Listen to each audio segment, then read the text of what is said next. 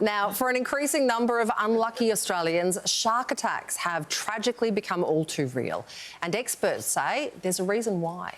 She's so beautiful and she loved the ocean. That's the part that is sad. I wanted to honour the family today and the loss of this young girl's life. A devastated community gathers to farewell the young victim of a shark attack, remembered as their water angel. To have that talent taken away right now,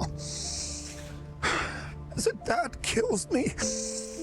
17-year-old surf lifesaver Charlize Zmuda killed on Monday afternoon while swimming at a Queensland beach. She's hopefully upstairs there with my late father and all my family, and they're all looking after her. So... Sadly, the tragedy is not an isolated incident. Over the last few decades, there's been an increase in shark attacks across Australia.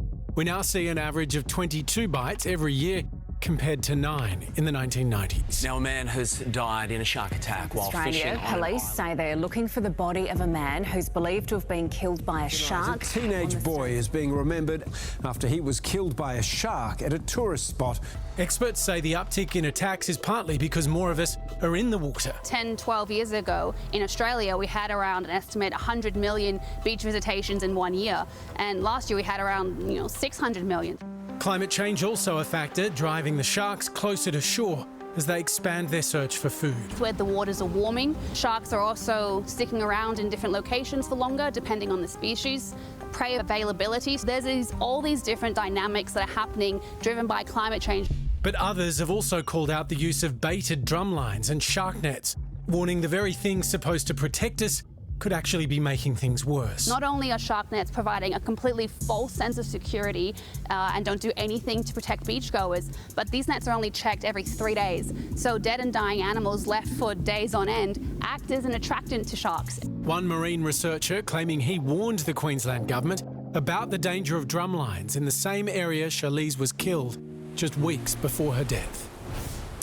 And that marine researcher, Andre Borrell, is with us now. Andre, what exactly were you telling the Queensland government in the lead-up to that attack? Look, it's actually in the years and months leading up to the attack, to be honest. So we do a lot of freedom of information requests and get a lot of information from the government.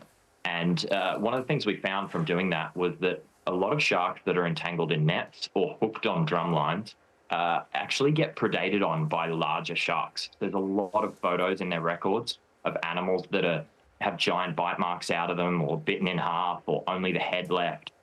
So we kind of put the question to them of, hey, have you looked into the risk this might actually be posing to swimmers, luring sharks in and having something for them to feed on so close to popular beaches?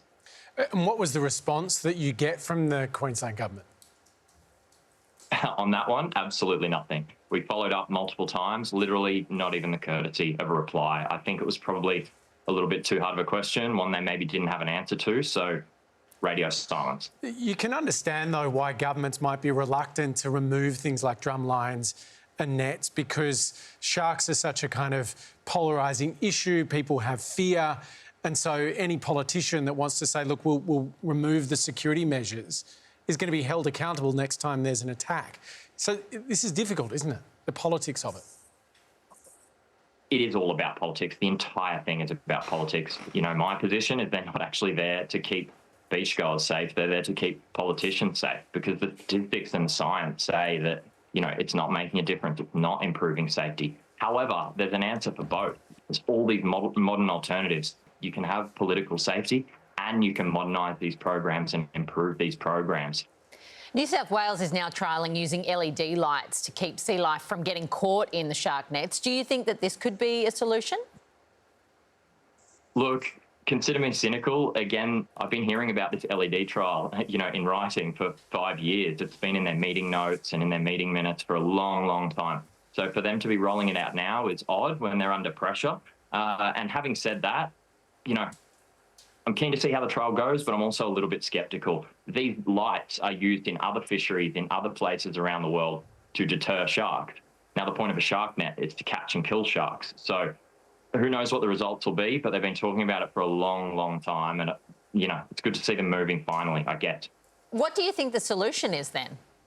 The solution is move with the times. There's all these better alternatives that we could be using. Drones, catch alert drum lines, shark barriers. A lot of people think a shark net is a barrier. It's not. It's literally just a fishing net there to catch and kill sharks. But there are shark barriers. They're used quite successfully over in Western Australia.